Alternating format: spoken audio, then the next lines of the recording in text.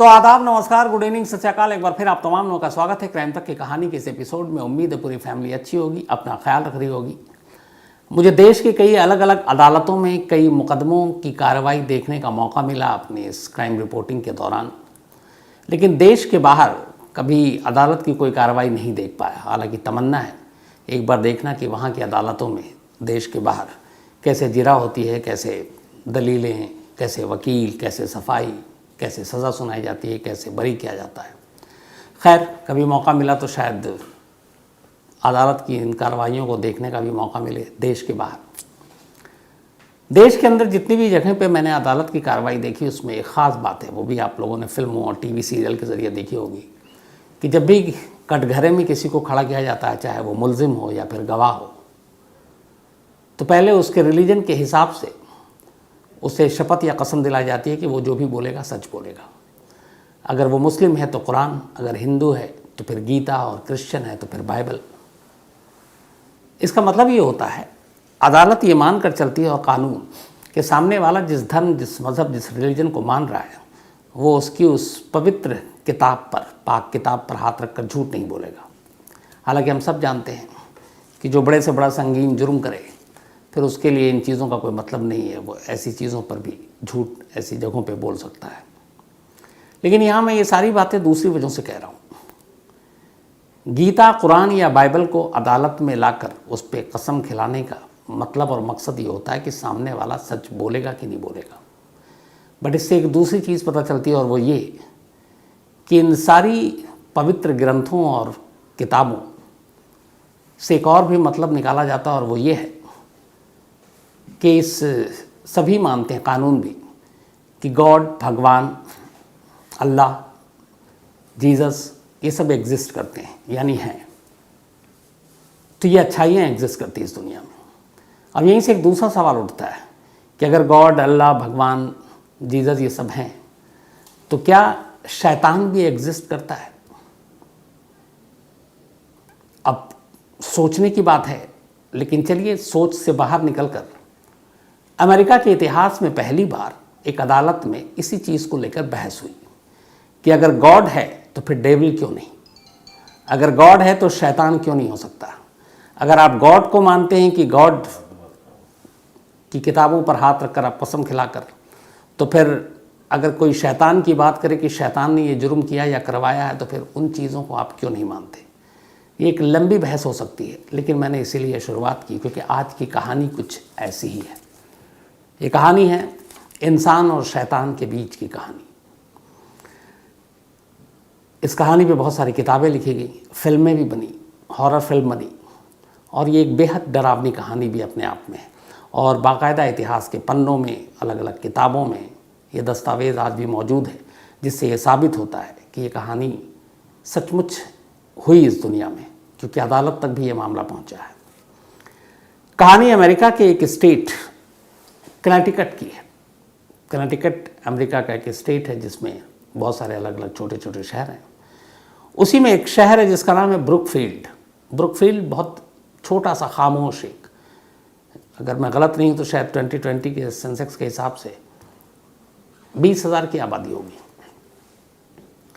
ये जो कहानी है, इस ब्रुकफील्ड के 180-81 साल के इतिहास में पहली बार ऐसा हुआ था कि इस शहर में एक कत्ल हुआ था। मतलब 180 साल के बाद एक पहला क्राइम, एक पहला मर्डर इसी ब्रुकफील्ड में होता है, जो कैनिकट स्टेट में है अमेरिका के।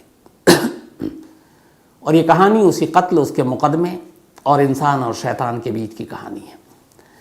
कहानी की शुरुआत होती है एक ग्लेजन फैमिली से। इस फैमिली में हस्बैंड, वाइफ और इनके 8-9 बच्चे थे। जूडी ग्लेजन इस परिवार की एक लेडी थी, और इनका इस परिवार पे दबदबा था। इनके और इनके हस्बैंड के 8-9 बच्चे थे, और ये तब वहीं कनेटिकट में रहा करती थी, अमेरिका के इस स्टेट में, बट इंटीरियर गांव में। बाद में माँ बाप ने फैसला किया, यानी कि जूडी और उनके हस्बैंड ने, कि वो अपने बच्चों को लेकर किसी शहर का रुख करते हैं और शहर में चलते हैं, क्योंकि जहाँ रह रहे थे वहाँ पर भी किराए के घर में रहते थे। तो उन्होंने कहा जब यहाँ किराए पर, रेंट पे ही रहना है, तो चलो कहीं और लेकर चल रहते हैं। तो ये अपने बच्चों के साथ ब्रुकफील्ड पहुँच गए, और ब्रुकफील्ड में एक घर किराए पर लिया। अब ये पूरा परिवार वहाँ आकर रहने लगा। बाकायदा गाड़ी से सामान सब आया, अब सामान घर में उतारा जा रहा है। इस परिवार में जितने बच्चे थे उसमें 2 बच्चों के नाम थे। एक इनकी बेटी थी डेबी, जिसकी उम्र करीब 17 साल, और एक इनका छोटा बेटा था जिसका नाम था डेविड। बाकी और भी बच्चे थे 6-7। तो अभी उस नए घर में ब्रुकफील्ड में आकर शिफ्ट होते हैं, ट्रक से सामान उतारा जाता है। बच्चे बच्चे होते हैं, दौड़कर नए घर की तरफ भागते हैं, देखते हैं कि कमरा खंगालते हैं कि नई जगह, नए शहर, नए घर में आए, खुशी भी है। लेकिन ये खुशी ज़्यादा देर की नहीं होती। कुछ ही देर के बाद अचानक डेविड अजीब अजीब हरकत करने लगता है, वो जो बच्चा है, और थोड़ा घबराता है, चीखता है, चिल्लाता है। माँ बाप उसे डांटते हैं। फिर अगले दिन वो अचानक कुछ और ज़ोर ज़ोर से चिल्लाने लगता है। तो उसकी माँ जूडी उसे डांटती है कि तुम ये हरकत क्यों कर रहे हो? तो कहता है कि नहीं, मैं हरकत नहीं कर रहा हूँ। मैंने अभी एक बूढ़े से शख्स को देखा है जिसका जो चेहरा बेहद डरावना है। उसका सर ऐसे लगता है कि उस कंधे पर रख दिया गया है, आंखें बड़ी खौफनाक हैं, बाल हैं, बड़े बड़े नाखून हैं, और बेहद मतलब डरावना एक भूत टाइप का वो चेहरा है। और वो बूढ़ा है, बुज़ुर्ग है, और वो मुझसे कह रहा है कि तुम इस घर में क्यों आए, यहाँ से चले जाओ, ये घर तुम लोगों के लिए नहीं है।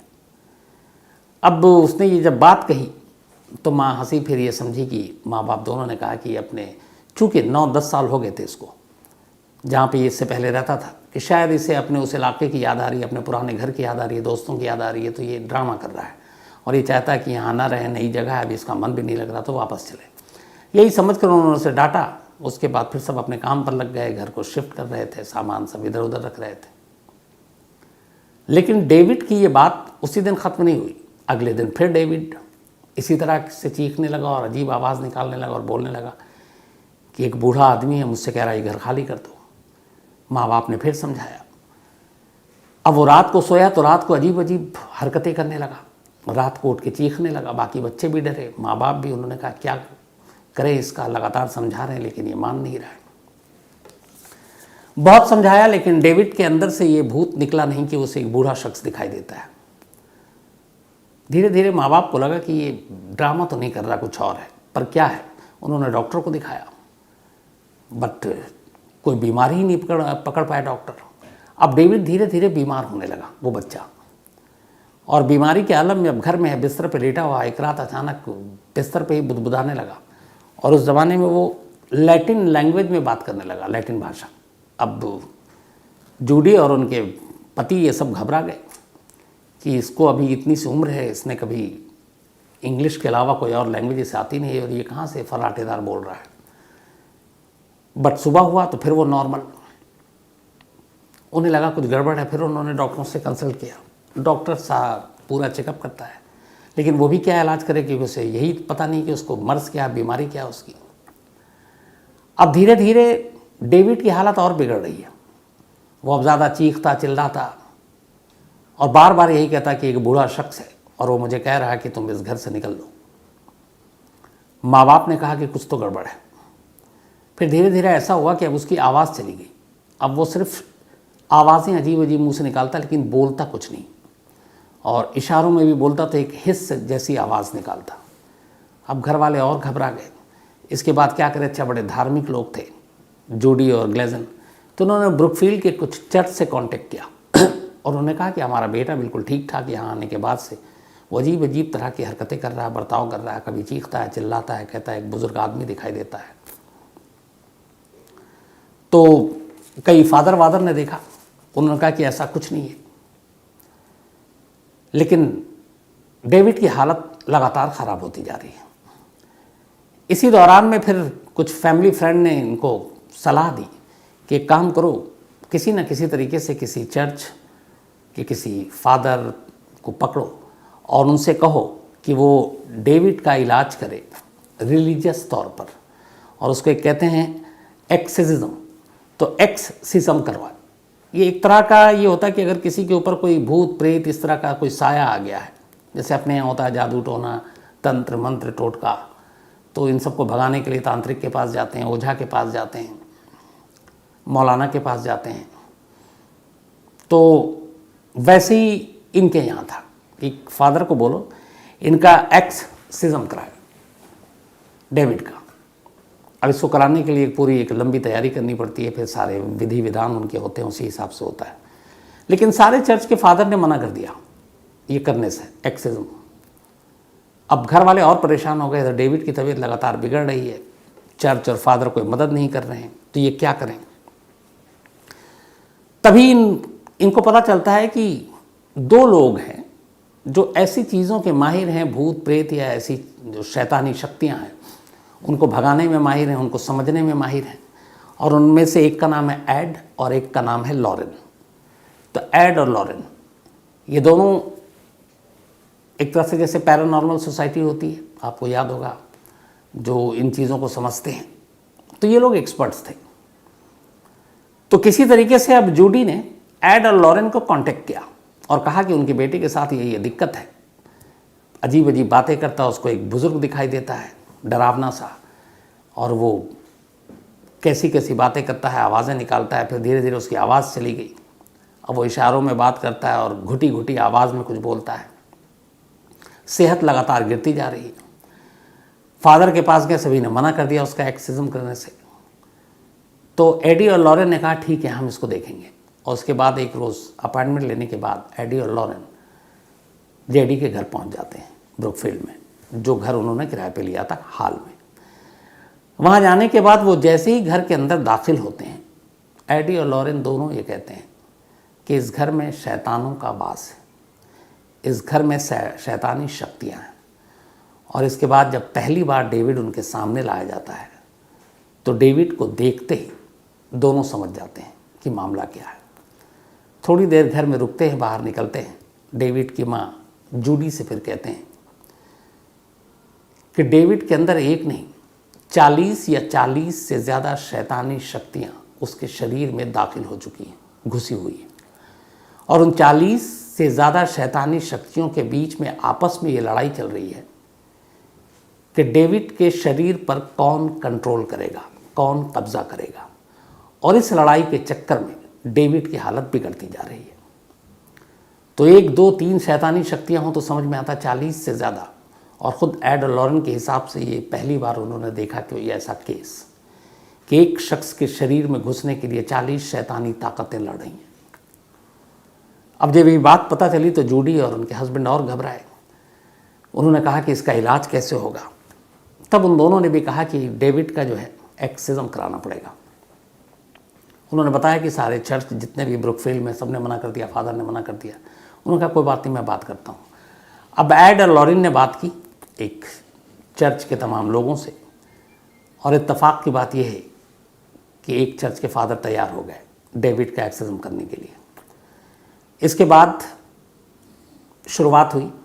उन्होंने आकर फादर ने अपने तरीके से जो भी रस्म विधि विधान था 3 बार अलग अलग चरणों में इसे पूरा किया। लेकिन जब तीसरी बार वो करने के लिए आए, अब ये 2 बार हो चुका है, तीसरी बार आए, इसी बीच में इस कहानी में एक नया मोड़ आता है। डेविड की बहन डेबी जो उससे बड़ी थी, 17 साल जिसकी उम्र, वहाँ आने के बाद उसकी दोस्ती एक लड़के से हुई और उस लड़के का नाम था आर्ने जॉनसन। आर्ने और डेबी एक दूसरे को पसंद करते थे, वो गर्लफ्रेंड बॉयफ्रेंड थे। और इस दौरान में डेबी भी अपने भाई की इस बीमारी को लेके बेहद परेशान थी। डेविड को उसने जिक्र किया आर्ने से कि मेरे भाई की ऐसे ऐसे है, उसे कोई भूत दिखाई देता है और उसका इलाज चल रहा है और एक्ससिज्म भी हो रहा है, पता नहीं उसके शरीर को कब चंगुल से छोड़ेगा शैतान। आर्ने डेबी से बहुत प्यार करता था। उसने कहा कि ठीक है चलो, मैं तुम्हारे भाई से मिलना चाहता हूँ। उसने मना भी किया, लेकिन वो घर आया डेबी से के साथ और डेविड से मिला, उसके भाई से। और उसके बाद उसने कहा कि चिंता मत करो, सब ठीक हो जाएगा, मैं हूँ। अब फिर उसने कहा कि चलो मैं यहीं रहता हूँ। अब इसके बाद इधर एक्ससिज्म चल रहा है। जो एड और लॉरेन है ये दोनों फादर को लेकर आए हुए हैं। तीसरा और आखिरी चरण पूरा होना है। इस बीच में अब जो आर्ने है वो लगातार डेविड की भी हरकतें देख रहा है और उसे अफसोस भी हो रहा है कि इस बच्चे के साथ इतना जुल्म क्यों हो रहा है। जब तीसरी बार एक्ससिज्म होने लगा और फादर आए, फादर के साथ उनके असिस्टेंट और ये आपके लॉरेन और ऐड कुल 4 लोग थे, इसके अलावा किसी की मौजूदगी वहाँ पे वो बर्दाश्त नहीं करते थे, सबको बाहर कर देते थे। लेकिन आर्यन ने कहा डेबी के बॉयफ्रेंड ने कि वो इस एक्सोर्सिज्म के दौरान डेविड के साथ रहेगा। उसे समझाया कि मत रहो, उसने कहा नहीं रहूँगा। जब वो जिद करने लगा तो फिर कहा एडी और लॉरेन ने और फादर ने कि ठीक है तुम रहोगे, लेकिन तुम यहाँ कुछ बोलोगे नहीं, खामोश रहोगे और सिर्फ देखोगे। उसने ये शर्त मान ली, वो वहीं रुक गया। अब इसके बाद एक्सोर्सिज्म शुरू हुआ, फादर करने लगे, कर रहे थे। और इधर डेविड की जो हालत थी उसको देखते देखते अचानक आर्ने जो है उससे बर्दाश्त नहीं हुआ।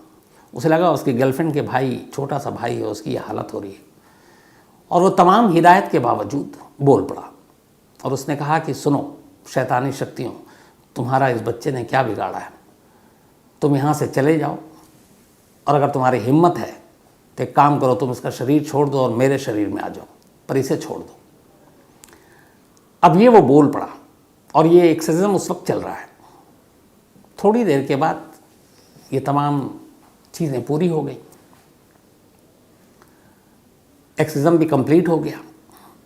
अब इत्तेफाक से अगले दिन से डेविड की हालत सुधरने लगी।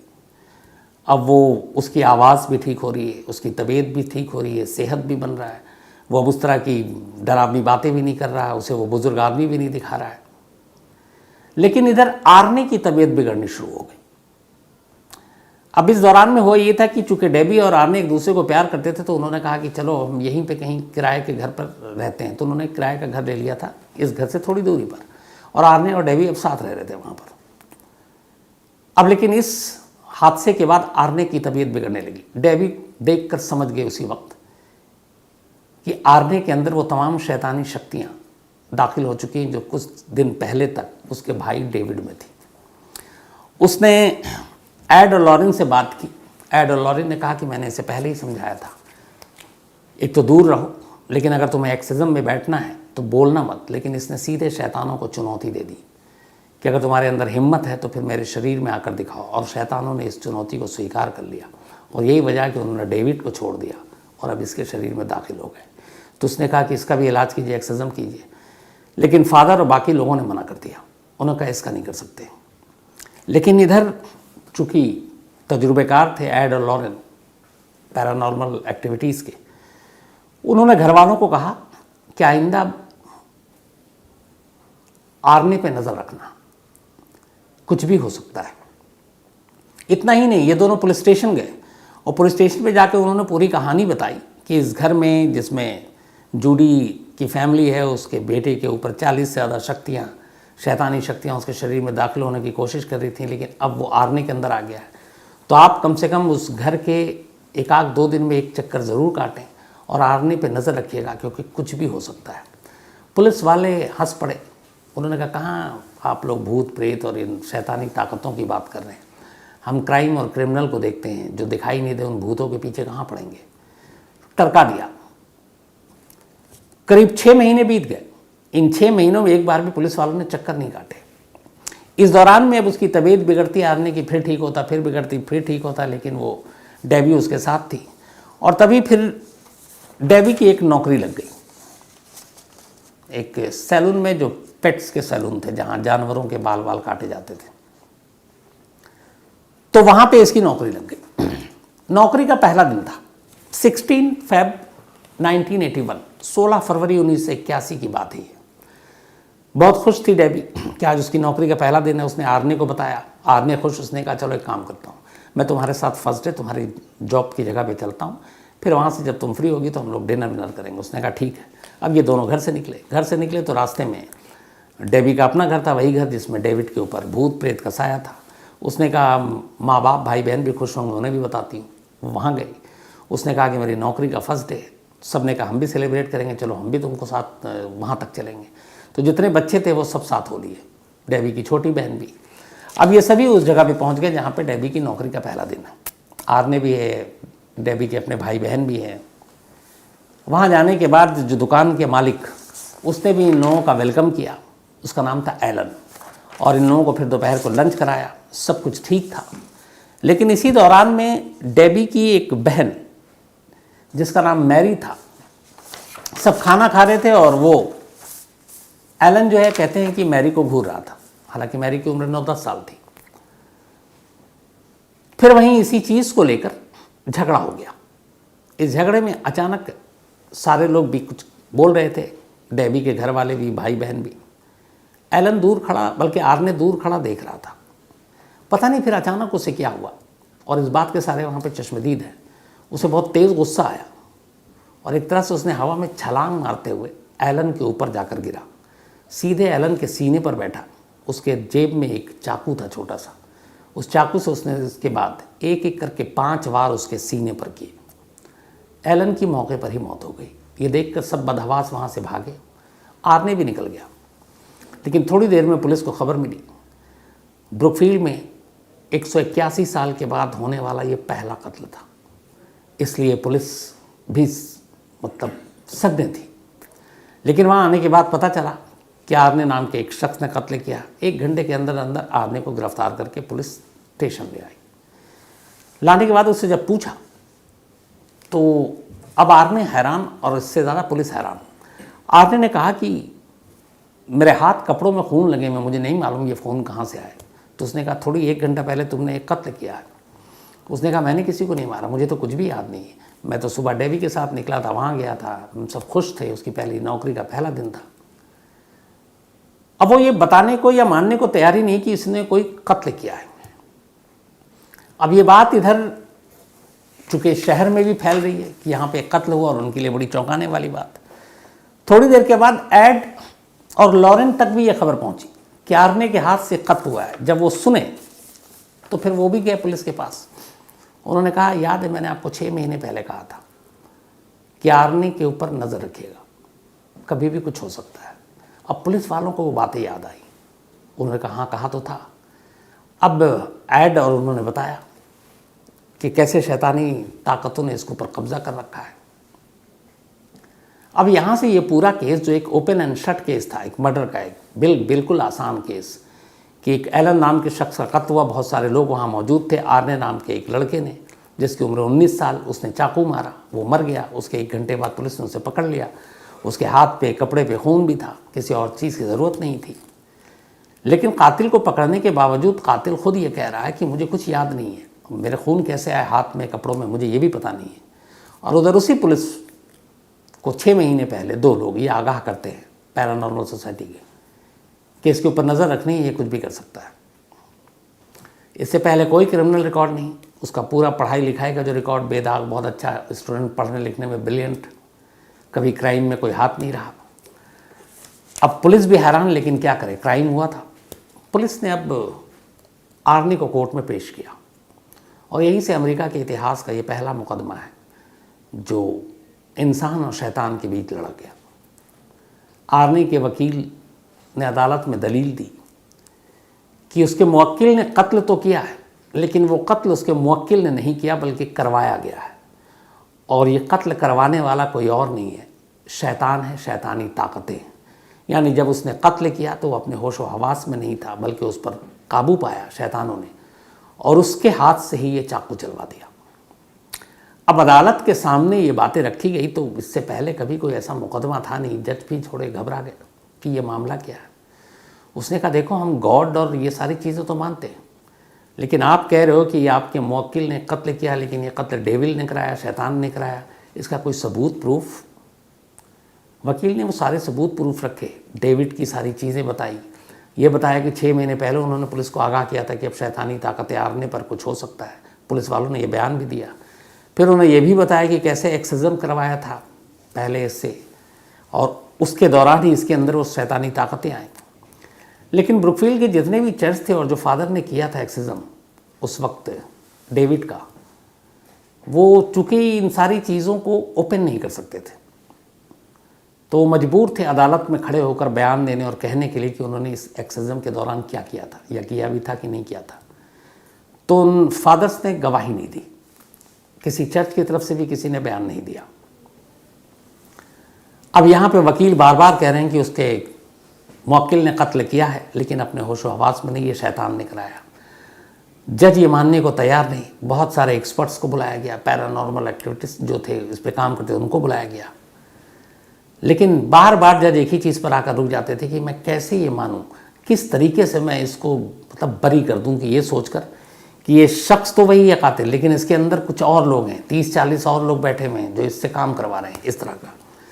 तो लोग हंसेंगे और इन चीज़ों की कोई कानून में जगह नहीं है, तो मैं इस पर ऐसे तो बरी नहीं कर सकता। और फर्स्ट डिग्री मर्डर के चार्जेस हैं इस पर, यानी कत्ल का। तो इन चीज़ों के आधार पर कि शैतानी ताकतों ने कराया, मैं इसको बरी नहीं करूँगा। लग गया आर्ने के वकील को कि अब बरी होना मुश्किल है। फिर उन्होंने कहा कि इस केस को दूसरा रुख देना पड़ेगा, और आखिर में ये कहानी फिर कही गई, चूँकि अब भूत प्रेत शैतानी ताकतों पर अदालत तो मानेगी नहीं, और लंबी बहस हो चुकी थी, उन्हें अंदाज़ा हो गया था जज क्या फ़ैसला देंगे। तो फिर उसने कहा कि हमारे मौक्किल ने सेल्फ डिफेंस में ये कत्ल किया है, क्योंकि एलन ने हमला किया था, एलन ने एक बच्ची को छेड़ने की कोशिश की थी और उसी में झगड़ा हुआ, और उस झगड़े में सेल्फ डिफेंस में उसने कत्ल किया।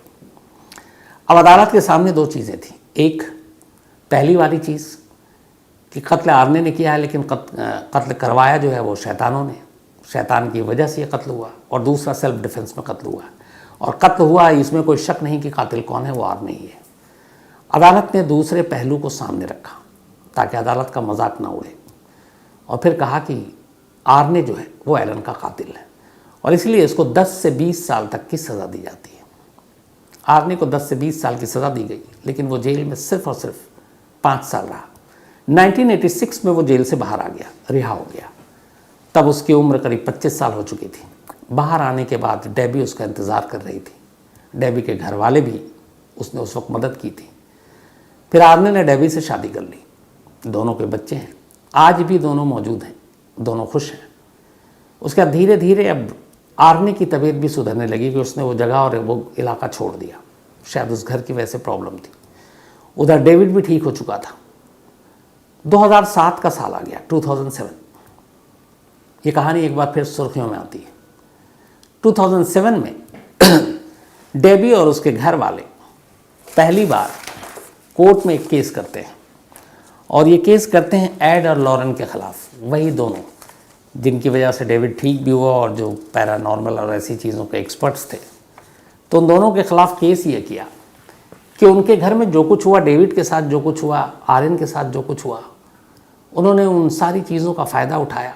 अच्छा, इन दोनों ने उस वक्त आर्यन का जब मामला कोर्ट में चल रहा था आर्ने का, तो गवाही देने नहीं आए, इन्होंने कुछ नहीं कहा, तो उसका भी एक गलत असर पड़ा जजमेंट पर। तो फैमिली ने इल्ज़ाम लगाया 2007 में कि एड और लॉरेन ने उनकी कहानियों का मिसयूज़ किया, उनके घर में जो कुछ हुआ उसे दुनिया के सामने रखा, और एक तरह से उनके वो मानसिक तौर पर उन लोगों को बहुत तकलीफ़ हुई, और इससे उन्होंने खूब पैसे कमाए, किताबें लिखी, अखबारों में कॉलम लिखे, अखबारों को कहानियाँ बेची, सीरियल बने, फिल्म बनी, और इन सब से इन्होंने बहुत सारे पैसे कमाए। और इसीलिए इनके ख़िलाफ़ ये केस किया गया, इन दोनों के ख़िलाफ़ ये केस चला, लेकिन फिर अदालत में कुछ हुआ नहीं, और आखिरकार केस डिसमिस हो गया। 2007 में आखिरी बार ये कहानी तब दोहराई गई थी, उसके बाद फिर कभी नहीं। आज लगभग 2007 के बाद अगर कहें तो 15 साल हो गए, दोबारा ये मामला या मुद्दा नहीं उठा। इस पर बहुत सारे सीरियल और वो भी बनी, एक हॉरर फिल्म बनी थी कंजूरिंग, जिसमें ये भी कहा गया था कि कई बार तब डेयरिंग कि अगर कोई अकेला पिक्चर सिनेमा हॉल में बैठकर देखे तो उसे इनाम मिलेगा। तो ये उसी कहानी के ऊपर बेस्ड थी। तो ये वो कहानी थी, ये अमेरिका के इतिहास का वो मुकदमा था जो इंसानों और भूत के बीच लड़ा गया था। तो कहानी में फ़िलहाल इतना ही, लेकिन अब शुरू करते हैं वही अपना सिलसिला। आज राहुल शाह का बर्थडे है, तो हैप्पी बर्थडे राहुल। और ये भेजा आदिति ने, और ये राहुल को चिढ़ाती रहती है एडॉप्टेड ब्रदर या चाइल्ड कहकर। तो खैर हैप्पी बर्थडे राहुल। इसके अलावा आज रजनी वर्मा जी का भी जन्मदिन है, तो हैप्पी बर्थडे रजनी जी। और धीरज वर्मा ने भेजा है, साथ ही रोशन पवार उर्फ डॉन, अब इन्होंने डॉन भी लगा रखा है, कोई नहीं। रोशन हैप्पी बर्थडे, खुश रहें आप। अंकित कलेर, इनका भी आज जन्मदिन है तो हैप्पी बर्थडे अंकित, ये झुंझुनू से हैं। साथ ही अरशद खान का भी आज बर्थडे है तो हैप्पी बर्थडे अरशद। दर्शन सिंह राजपूत और अंशिका सिंह राजपूत, ये दोनों जुड़वा हैं, ट्विंस हैं, दोनों भाई बहन हैं। तो आप दोनों को बहुत बहुत बधाई जन्मदिन की। और उत्सव ने भेजा है। साथ ही हर्षु का भी आज जन्मदिन है तो हैप्पी बर्थडे हर्षु। और सौम्या ठाकुर ने भेजा है। इसके अलावा शौर्यवन, इनका भी आज जन्मदिन है तो हैप्पी बर्थडे शौर्यवान। और ये पल्लवी और अविनाश के बेटे हैं। साथ ही संतोष त्रिपाठी का भी आज जन्मदिन है तो हैप्पी बर्थडे संतोष। इसके अलावा अभिषेक राणा, इनका भी आज बर्थडे है तो हैप्पी बर्थडे अभिषेक, रोशन ने भेजा है। साथ ही मनी प्रभा, इनका भी आज बर्थडे है, जन्मदिन है तो हैप्पी बर्थडे मनी प्रभा। और ये संत राम मीना जी की बिटिया हैं। साथ में आयशा, इनका भी आज जन्मदिन है तो हैप्पी बर्थडे आयशा। और ये मोहम्मद मुशर्रफ ने भेजा है। इसके अलावा रुबीना मिर्ज़ा, इनका भी आज जन्मदिन है तो हैप्पी बर्थडे रुबीना। और ये मिर्ज़ा मुख्तार बेग की वाइफ हैं और 12 तारीख को इनका बर्थडे था तो बिलेटेड हैप्पी बर्थडे रुबीना। साथ ही आज सुशीला एंड रवि, इनकी एनिवर्सरी है तो आप दोनों को बहुत बहुत बधाई सुशीला जी और रवि जी। नरेश जोशी और वेद प्रकाश शर्मा जी ने भेजा है। साथ ही श्वेता यादव और अखिलेश यादव, इनकी भी एनिवर्सरी आज तो आप दोनों की बहुत बहुत बधाई। सौरभ यादव ने भेजा है। स्तुति कुमारी और दुखी कुमार, इन दोनों की भी आज एनिवर्सरी है तो आप दोनों को भी बहुत बहुत बधाई। अभिषेक ने भेजा है। और बेशक नाम आपका दुखी हो लेकिन एनिवर्सरी है तो आज तो आप खुशी होंगे।